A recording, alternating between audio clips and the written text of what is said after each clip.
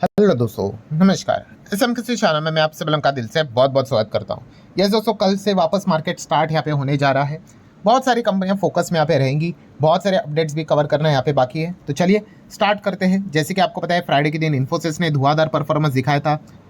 Numbers में देखा गया तो कोई दम नहीं था, बट मैनेजमेंट का जो कॉमेंट्री था, मतलब आप कह सकते हैं रेवेन्यू गाइडेंस, वो काफ़ी मार्केट को मतलब इनकरेजिंग लगा कि आने वाले समय में चीज़ें और बेटर यहाँ पे हो सकती है करके।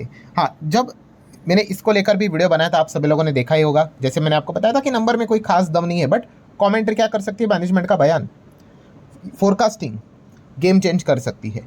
सो सर, अगर देखा गया तो नंबर तो ठीक नहीं थे, बट अगर कमेंट्री से अगर चीज़ें बदलने लगी तो हर कोई करेगा कि हम आगे जाके अच्छा ग्रोथ करेंगे करके, तो हर कोई स्टॉक भागेगा। तो दोस्तों ऐसा नहीं होता है, इतना सिंपल नहीं है कि कोई मैनेजमेंट बोल दे और मार्केट उनकी सुन ले। मैटर करता है कि भाई वो कंपनी कौन सी है, वो ग्रुप कौन सा है, रेपुटेशन। सुना है ना आपने एक शब्द, कि वो उस ग्रुप का, उस पर्टिकुलर कंपनी का रेपुटेशन क्या है, पास्ट में कितनी बार उन्होंने इस प्रकार की बातें कही और वो सच में हुई भी है। वरना फेंकने के लिए तो भाई आप कुछ भी बोल सकते हो, ठीक है। सो ये सबसे इंपॉर्टेंट चीज़ होती है दोस्तों। आपने देखा छोटे छोटे ऐसे बहुत सारे कंपनीज भी है जिनके प्रमोटर कुछ भी फेंक देते हैं कि आने वाले समय में हम ये कर देंगे। जब इस चीज़ के चलते स्टॉक भागता है, खुद ही अपना स्टॉक बेच के निकल जाते हैं। सो इंपॉर्टेंट चीज़ क्या होती है, रेपुटेशन।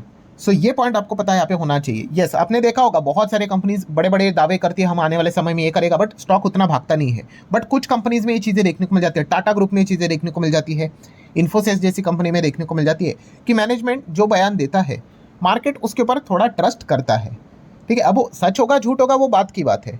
तो ये पॉइंट हमें जरूर फोकस में रखना चाहिए। देन विप्रो की बात करें, विप्रो हम सभी लोगों ने देख लिया, नंबर देख लिए, नंबर में गिरावट भी देखने को मिल गई, एडीआर में धुआंधार गिरावट देखने को मिल गई। इंटरम डिविडेंड तो दिया है यहाँ पे 6 रुपये के आसपास का, but poor performance and ADR जिस प्रकार से यहाँ पे गिरा है, सो विप्रो भी फोकस में रहता ही है। जेनटेक की बात करें तो जेनटेक ने जोरदार तेजी यहाँ पे दिखाई थी, बिकॉज डायरेक्टली डिफेंस मिनिस्ट्री की ओर से ऑर्डर मिल गया 404 करोड़ का। ऐसा ही होता है दोस्तों। अब होता क्या है, लोग चाहते हैं कि इस प्रकार की खबर उनको पहले मिले, भाई उसको इनसाइडर ट्रेडिंग बोलते हैं। इतना सिंपल लाइफ होता तो हर कोई कर लेता है ये चीज़, ठीक है। और जैसे मैंने आपको बताया कि कोई भी इस प्रकार की खबर आएगी ना, कोई एडवांस में आपको टेलीग्राम नहीं भेजने वाला है क्या ऐसा कुछ होने वाला है करके। सडनली खबर आ जाती है और स्टॉक 10% यहाँ पे भाग जाते हैं। और ये रोज़ रोज़ नहीं होता है, कभी कभार हमें देखने को यहाँ पे मिल जाता है। तो यस, इस प्रकार के बड़े ऑर्डर्स मिलना, सरकारी मतलब सरकार की ओर से एक प्राइवेट कंपनी को इस प्रकार के ऑर्डर मिलना, तो एक अच्छी बात हम लोग को जरूर देखने को मिल जाती है। नेक्स्ट अगर बात करें जेएफएस, सर जियो फाइनेंस क्यों गिर रहा है, बिकॉज रिलायंस में आपको गिरावट देखने को मिली थी, तो जेएफएस के ऊपर भी एक दबाव हम लोग को देखने को यहाँ पे मिल रहा है, ठीक है। तो कल रिलायंस भी वापस फोकस में रहेगा, इनके नंबर्स के प्रति क्या रिएक्शन रहता है, एंड इस चीज़ के चलते अगेन जियो फाइनेंस भी फोकस में आएगा। तो ये सारी चीज़ें एक साथ चलती हुई देखने को मिल जाती है। एलटीटीएस की बात कर ले, इनकी धज्जियां उड़ गई, क्यों?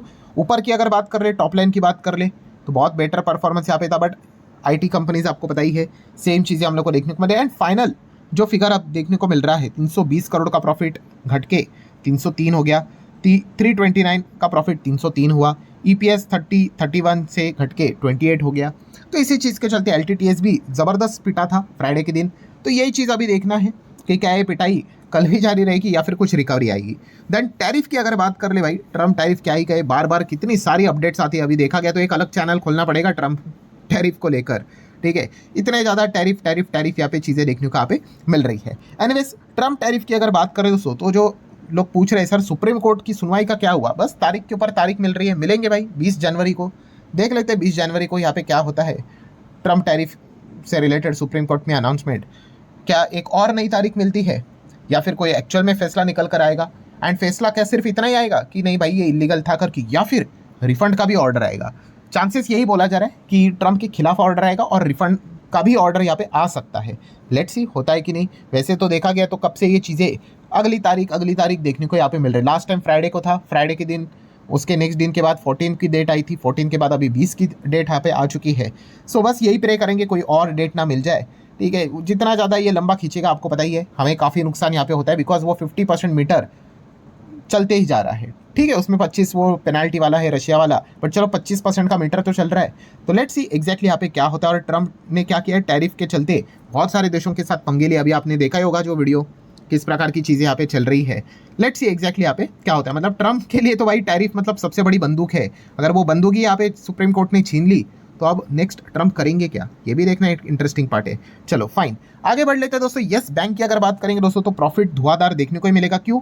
प्रोविजन आपने देखा होगा, जबरदस्त तरीके से प्रोविजन एडजस्टमेंट हम लोग को कम होते हुए देखने को मिला है, तो प्रॉफिट तो अच्छा आएगा ही। एंड असेट क्वालिटी भी ठीक हम लोग को देखने को मिली है, नया भी ठीक देखने को मिला है। सो यस बैंक की अगर बात कर ले, क्वाइट इंप्रेसिव परफॉर्मेंस दिखा है। लेट्स सी अब बाजार को इसके प्रति मतलब किस प्रकार के रिएक्शन देखने को मिल जाता है। यस आप देख सकते हो 1.6 प्रीवियस क्वार्टर में था GNPA, इस वक्त 1.5 आया, तो ज़रूर इसके ऊपर तो हर किसी का फोकस रहेगा ही रहेगा।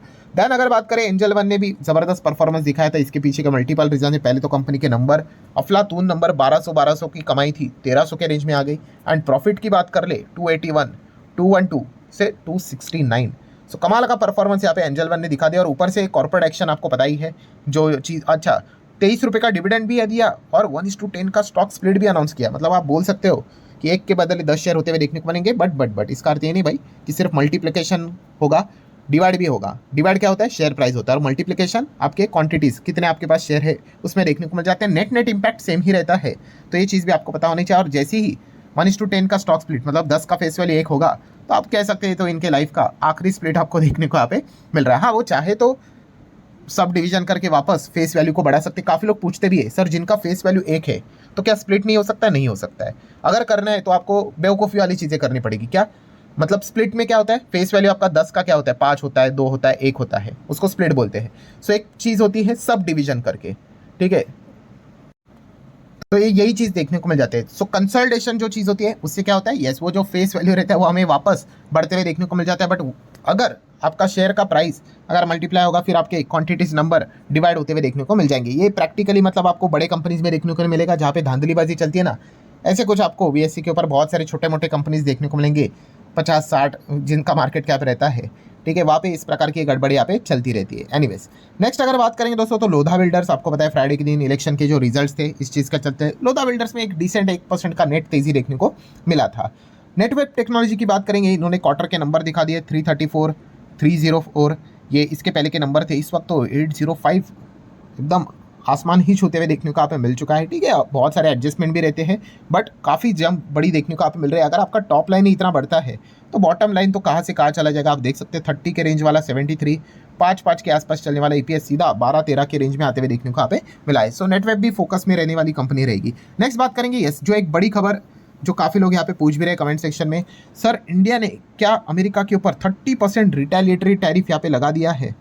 किसके ऊपर? US पल्सेस के ऊपर। पल्सेस मतलब जो दाल रहती है ना हम जो खाते हैं, यस उसके ऊपर क्या इंडिया ने 30% टैरिफ लगा दिया है अमेरिका के ऊपर? तो दोस्तों यस, ये जो खबर है वो बिल्कुल सच है, बट ये जो खबर है वो पुरानी है। मतलब जो ये चीज़ चल रही है ना कि साइलेंटली इंडिया ने ये चीज़ यहाँ पे किए करके, और ये अभी क्यों सामने आया? तो दोस्तों इसके पीछे का रीज़न है कि अब इंडिया और अमेरिका के बीच में क्या चल रहा है, ट्रेड टॉक चल रहा है कि नहीं। सो यहाँ पे बताया जा रहा है अमेरिका की ओर से कुछ लोग ट्रम्प को क्या कर रहे हैं, पुश कर रहे हैं। कौन सा?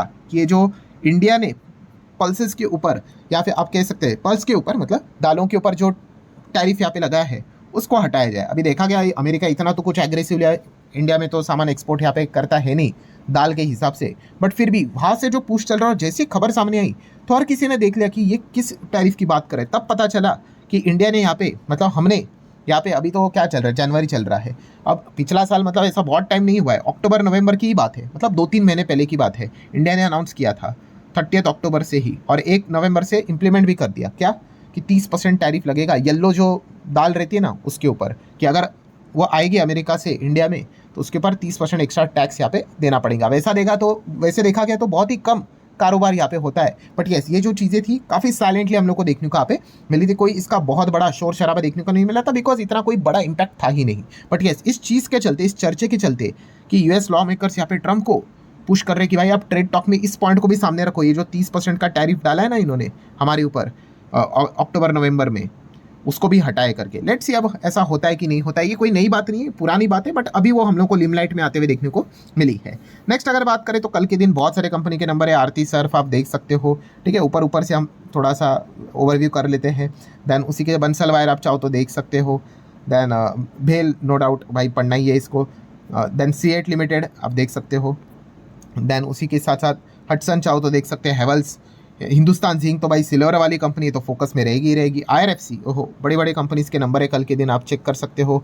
नेक्स्ट अगर देखेंगे यहाँ पे थोड़ा और आगे यहाँ पे बढ़ते हैं, L&T इन्फोटेक माइंट्री, लेट्स सी इनके नंबर कैसे आप आते हैं। ओबेरॉय रियल्टी, रियल इस्टेट वाली company, PNB Punjab national bank, बहुत सारी चीज़ें अभी हमारे सामने यहाँ पे आने वाली है। तो कल का दिन भी अगर देखा गया बहुत सारे कंपनी के नंबर है। टाटा कैपिटल अगेन एक बड़ी कंपनी। तो ये 19 तारीख की बात करें, टिप्स म्यूजिक, ये भी कंपनी, अगर आप गाने सुनते होंगे ना टिप्स से रिलेटेड, तो इन कंपनीज के नंबर कल देखने को मिलने वाले। इंडिगो भी फोकस में रहेगा, इनके ऊपर आपको पता है ना जो दिसंबर में डिस्ट्रप्शन हुआ था, 22 करोड़ का फाइन लगाया भाई DGCA ने। अब 22 करोड़ का फाइन देखा गया तो इंडिगो के लिए इतना कुछ बड़ा अमाउंट नहीं है, बट फिर भी एक बात पक्की है दोस्तों कि सरकार इनके पीछे पड़ी हुई है। ठीक है, तो लेट्स सी आने वाले समय में ऐसा हो भी सकता है इनके ऊपर और भी मल्टीपल फाइन्स यहाँ पे लग जाए। देन BCCL की बात करें दोस्तों, तो कल इनकी लिस्टिंग है, लेट्स सी इनकी लिस्टिंग कैसे यहाँ पे होती है। सो ठीक है दोस्तों, जितने इंपॉर्टेंट पॉइंट्स थे सारे कवर कर लिए। So that's it, thank you very much दोस्तों, वी विल बी मीटिंग, तब तक के लिए बाय बाय।